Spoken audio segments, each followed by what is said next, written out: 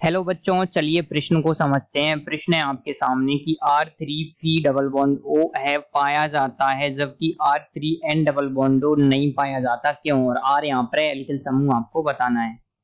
तो इस प्रश्न की जो मुख्य अवधारणा है वो ये है कि आपको ये बताना है कि किसी भी तत्व का इनमें से जो तत्व है उसका अस्तित्व है, एक का जो आपके कंपाउंड है उसका अस्तित्व, एक कंपाउंड का अस्तित्व नहीं है। तो ऐसा क्यों है?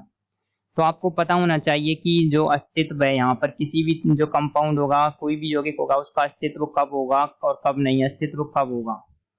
तो आपको पता होना चाहिए जो बंध किस प्रकार से बनता है, किस प्रकार से कोई भी तत्व अपने जो अष्टक का प्रसार कर सकता है, वो कर सकता है या नहीं कर सकता, किस प्रकार से आप कह सकते हैं। तो अष्टक प्रसार के बारे में भी आपको पता होना चाहिए।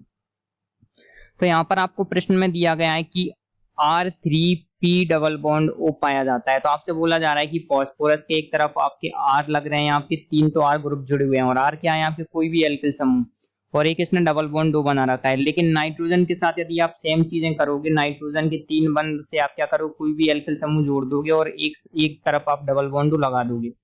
तो ऐसा पॉसिबल नहीं है, लेकिन ये वाली घटना है, जो ये वाला यौगिक है वो पॉसिबल है। ऐसा क्यों है? तो आपको ये बताना है। तो देखिए, जब आप यहाँ पर देखेंगे तो आप एक बात पाएंगे कि जो फास्फोरस होता है, फास्फोरस का जो इलेक्ट्रॉनिक विन्यास होता है, तो देखिए फास्फोरस फास्फोरस के इलेक्ट्रॉनिक विन्यास में आता है आपके 3D।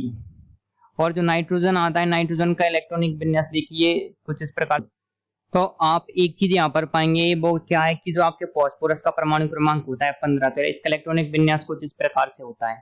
इसमें क्या होता है, इसके पास 3D बराबर 0, यानी कि इसके जो डी कक्षक हैं वो क्या होते हैं आपके, जो डी जो क्या होते हैं, खाली होते हैं। तो 1 2 3 4 और ये 5। तो इसके अंदर क्या होता है, जो आपके बाकी के, तो फास्फोरस क्या करता है, इस वजह से 3D कक्षक खाली होने की वजह से अपने अष्टक का प्रसार कर सकता है।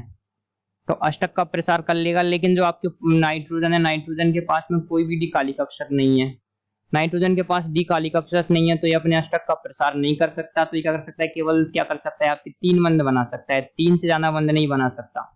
तो या तो आप ये वाले 3 बंध बना सकता है नाइट्रोजन, या फिर कोई भी 3 बंध बना सकता है। तो नाइट्रोजन केवल 3 बंध बना सकता है और बाकी के बंध नहीं बना सकता, जबकि फास्फोरस के पास में 3D कक्षक खाली होने की वजह से ये अपने अष्टक का क्या कर सकता है, प्रसार कर सकता है।